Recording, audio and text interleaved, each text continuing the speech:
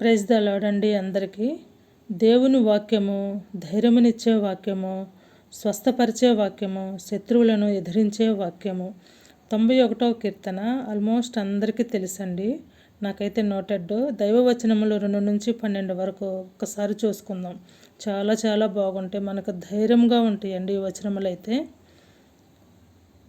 మహోన్నతుని చాటున నివసించువాడే, సర్వశక్తుని నీడన విశ్రమించువాడు. ఆయనే నాకు ఆశ్రయము, నా కోట, నేను నమ్ముకొను నా దేవుడని నేను యెహోవాను గూర్చి చెప్పుచున్నాను. వేటగాని ఉరిలో నుండి ఆయన నిన్ను విడిపించును, నాశనకరమైన తెగులు రాకుండా నిన్ను రక్షించును. ఆయన తన రెక్కలతో నిన్ను కప్పును, ఆయన రెక్కల క్రింద నీకు ఆశ్రయము కలుగును. ఆయన సత్యము కేడమును డాలునై ఉన్నది. రాత్రివేళ కలుగు భయముకైనను, పగటివేళ ఎగురు బాణముకైనను, చీకటిలో సంచరించు తెగులుకైనను, మధ్యాహ్నమందు పాడు చేయు రోగముకైనను నీవు భయపడకుందువు.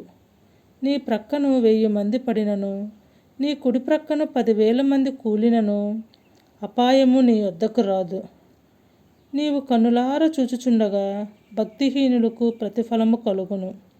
యెహోవా, నీవే నా ఆశ్రయము అని నీవు మహోన్నతుడైన దేవుని నీకు నివాస స్థలముగా చేసుకొని ఉన్నావు.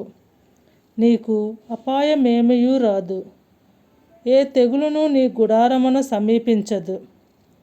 నీ మార్గములన్నిటిలో నిన్ను కాపాడుటకు ఆయన నిన్ను గూర్చి తన దూతలకు ఆజ్ఞాపించును. నీ పాదములకు రాయి తగలకుండా వారు నిన్ను తమ చేతులతో ఎత్తిపట్టుకుందురు. ఆమేన్.